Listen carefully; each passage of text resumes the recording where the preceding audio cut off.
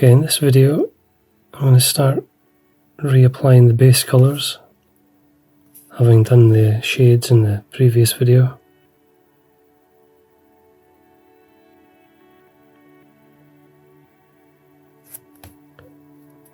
And this is just about reapplying those initial colours across the whole model. I'm just trying to leave some of the shaded darker areas behind.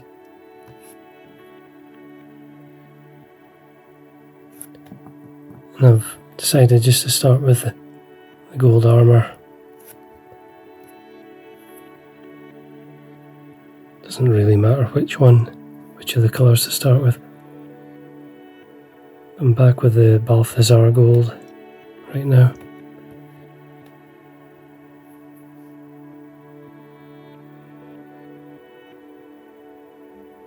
And then back to the Calidor sky for the blue.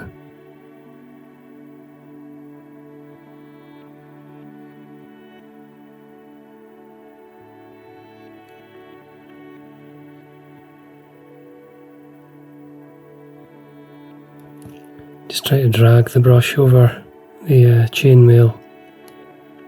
Can't really do much with it.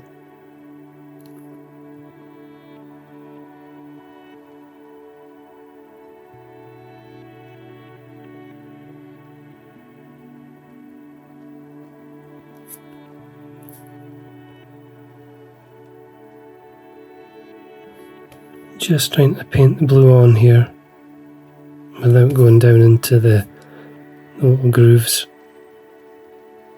to try and leave that dark line.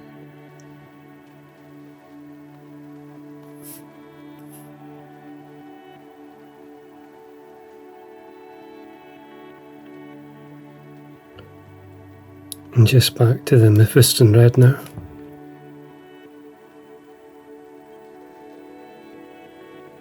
But I can sometimes feel that this pass isn't doing too much.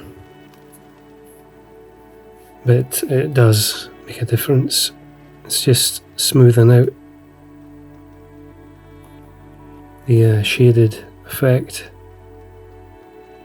tidying up any darker spots that shouldn't be there, and starting the layering and highlighting. You need to get the base colour back down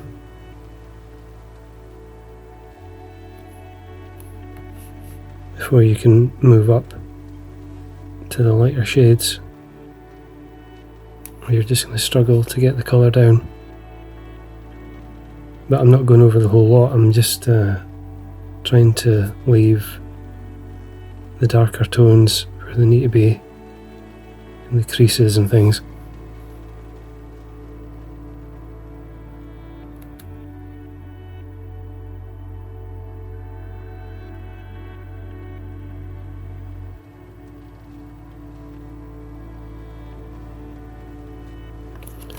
Also doing the gems at this stage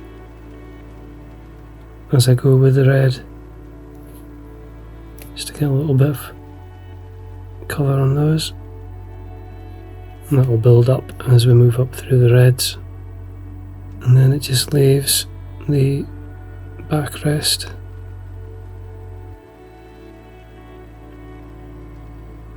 Just come at this from two directions to hit all of these shapes.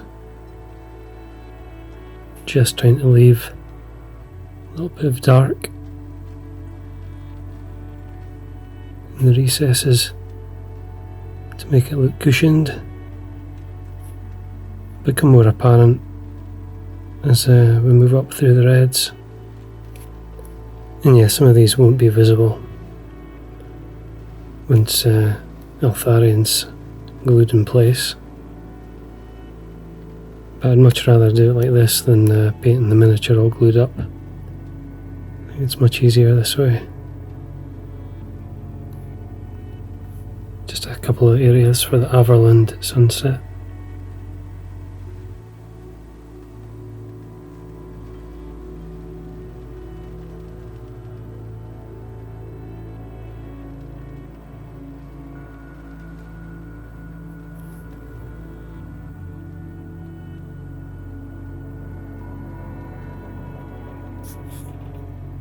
I'm just checking back in the army book.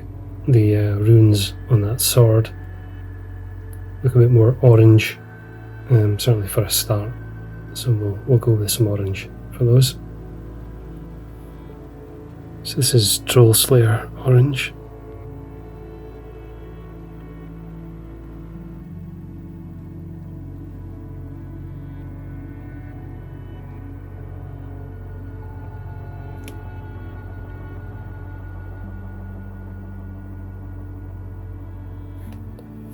Just a little bit of Deathclaw brown onto the pouches.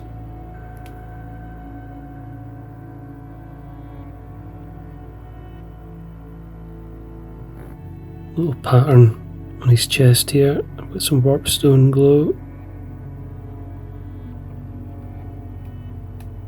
I'm just trying to dot in a little bit of the green back onto the relevant petals or segments.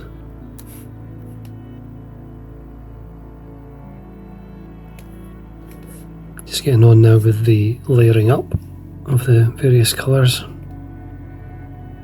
and starting with the gold. This happens to be Gehenna's gold for this layer, which always seems to me to be quite a transparent paint. But when used on top of the base colours above, you can see there that that's coming out pretty gold. It's a very strong gold, once you start layering it up.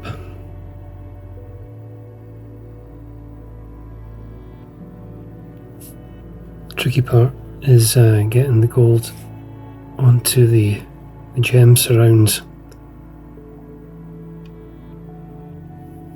which do tend to be very small. If you just get a little bit brushed on, and if you go over at all onto the gem, you can just tidy up that a bit easier. When I'm painting with these gold paints, or the silver paints, I do close the lid and shake up the bottle regularly,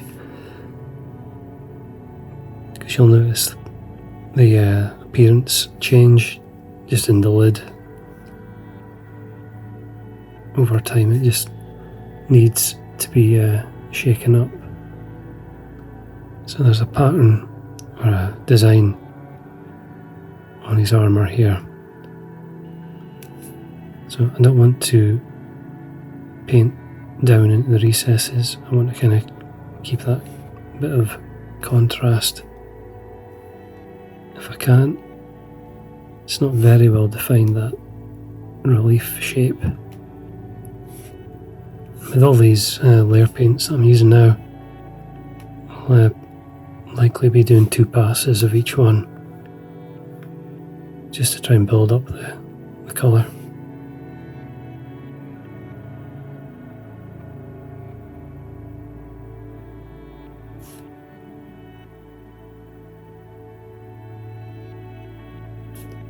Just completing the second pass now of the Gehenna's gold, and trying to catch the surrounds on the gems. Okay, so that'll do it for the Gehenna's gold. So just moving on to the Techless blue now. And for these kind of tricky bits, the plate mail. So I'm not going to come in here and start dry brushing, because you're going to go over the edge and hit other areas. And the definition isn't that great in the model for those parts, so I'm just going to just take the brush across them in rows.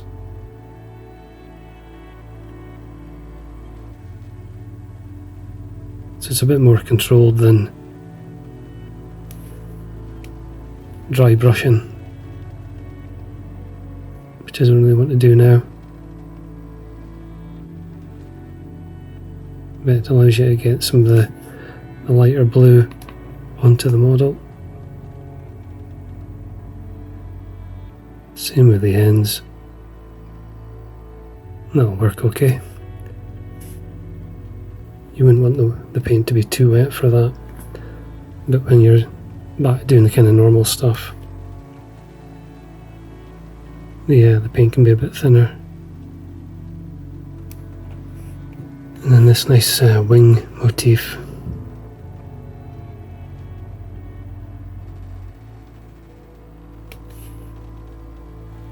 And you can see that I'll be able to start building up the brightness and the colours now.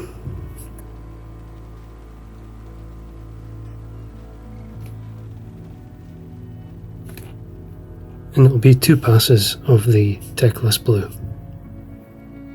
Just making a start now with the Evil Sun's Scarlet.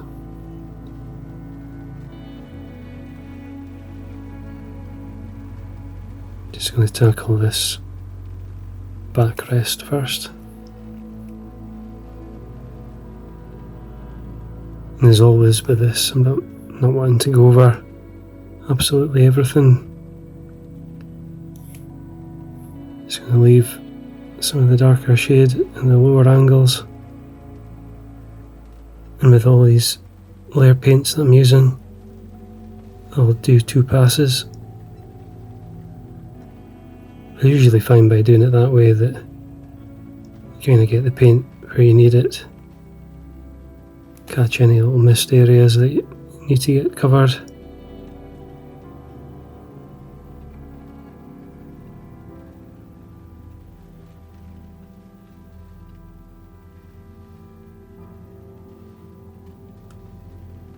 Just trying to go over these pretty thin red lines here.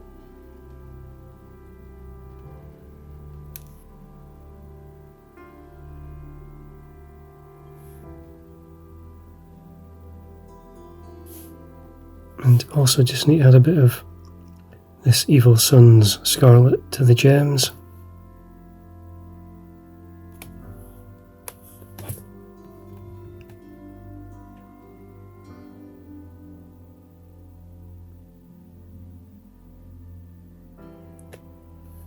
Some quite fiddly bits here.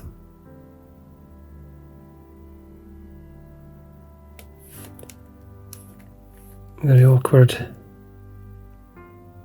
I've gone over the gems on this part of the model. Just tackling all the smaller details first before having a go at the gloves now.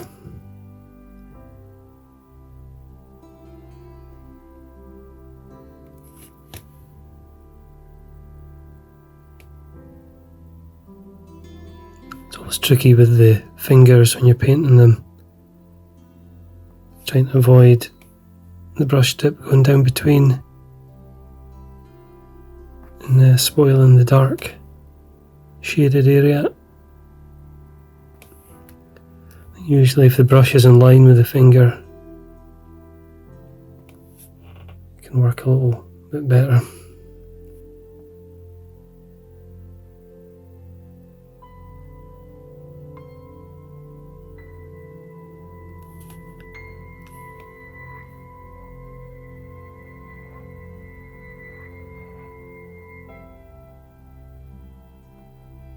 Just coming to the end of this pass of Evil Sun's Scarlet, and you really do need to apply at least a couple of passes with this to get the red to brighten up. If you don't, you just don't get the saturation or like I say, the brightness in the red again after applying the shades earlier. You can sometimes see it in other models where they maybe stuck just with the darker tone and it just never looks bright enough. To me at least. I do think it's worth just spending the time and building up a bit more red, especially with this Evil Sun's colour. It's a really nice red. And just have a quick check elsewhere.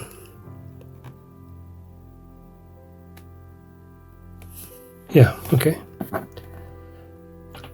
So I think that's the red done now for this stage. Okay, a little bit of flash gets yellow now.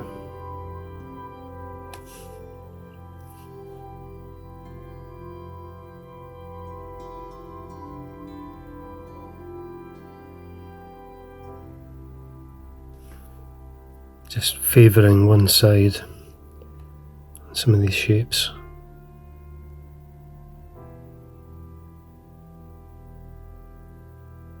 And a tiny bit of moot green.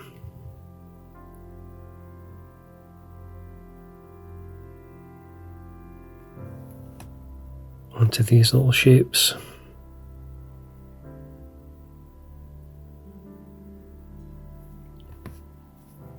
Small amount of Fire Dragon Bright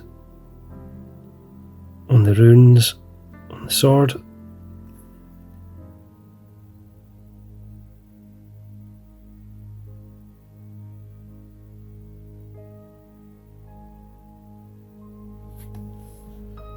And then back to the flash gets yellow just to bring the runes up to the rest.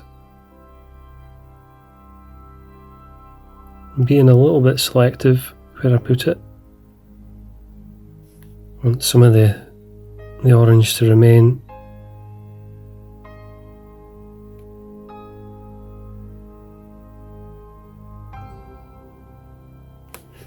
Now onto Eltharion Grey for the white. You'll notice I'm using the wet palette now for all these colours. Just a bit nicer to use. I should really use it more often.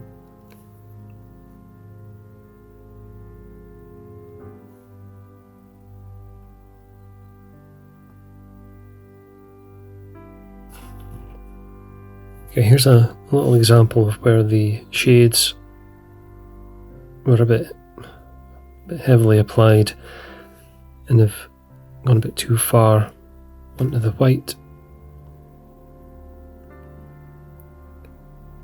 So with the Eltharion Grey, you can just soften that edge away and get rid of that. Once you've done one layer and let it dry, you can just go back in and strengthen it where it needs it. Again, with these shapes, I'm just going to try and favour one side if I can. For the very small ones, you can only do so much, but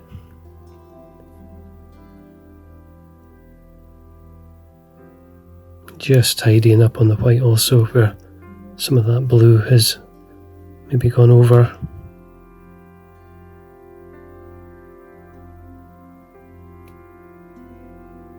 Just trying to be quite careful. Painting in the white now. Good on the larger ones if you can just leave a bit of the darker colour still showing.